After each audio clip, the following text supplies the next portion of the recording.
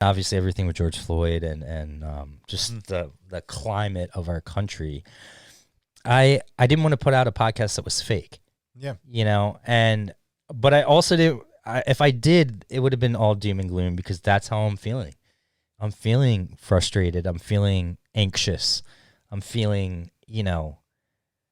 anger even. Anger that stuff that should have been handled years ago continues to go, and I'm not even black, and I don't, and I think, and obviously I don't think you have to be black to say I support them. And that's why I hate sometimes they kind of twist it and say, well, if you're not in their shoes, you don't know. And you're right. I won't fully know to the extent what it feels like to be a black man. But that doesn't mean I can't have sympathy. And it doesn't mean I haven't experienced racism being Asian in my own right. And as I'm sure you have as well, to where maybe it's not systemic, but it doesn't mean we don't feel it. And it doesn't mean we haven't had similar situations happen to us to feel sympathetic.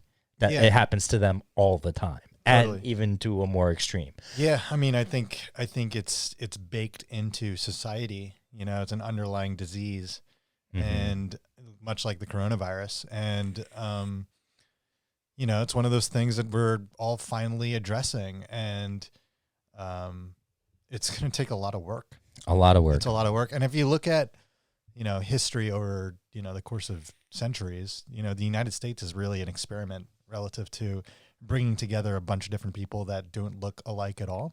A lot of countries around the world, people look pretty homogenous. Yep. Whereas here it's really different. And so we're still figuring it out, but we failed it so far. We're not doing awesome. I mean, so here's the thing.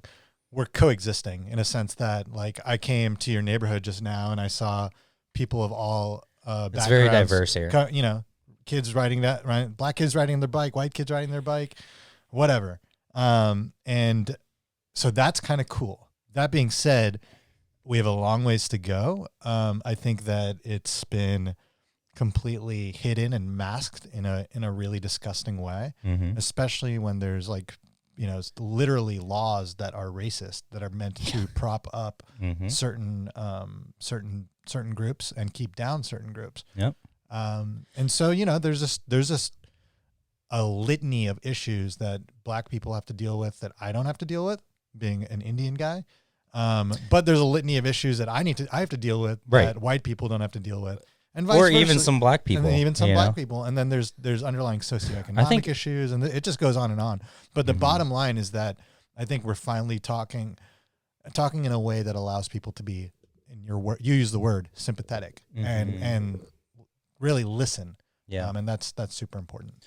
Yeah, I think Asians, we deal with a different type because it's just ignorant racism that people will give us, like calling me a chink or whatever.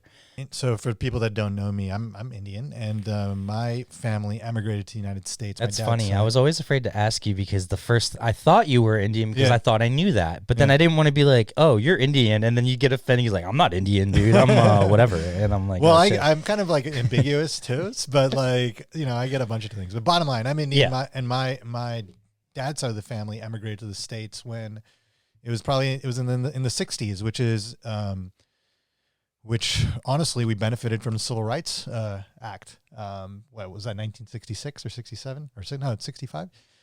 Anyways, that's when we came, and it was just a completely different situation. 1960s versus literally being brought here on a slave ship 400 years ago to do labor.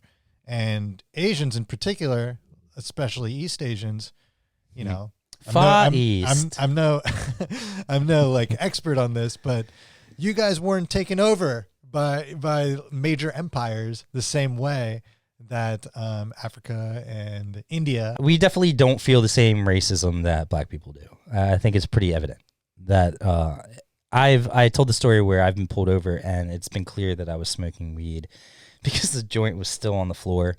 And I have just for people that don't have context, I have a medical card for my back. So this is all legal to probably not smoking in my car, but anyway, but still it's me having it is not illegal. And again, it's for my back and he pulled me over. And I know in any other situation, if I was black, I would have been in jail, handcuffed, your back would be worse. Feeling way worse. Yeah. Your back would be much worse. Yeah. So,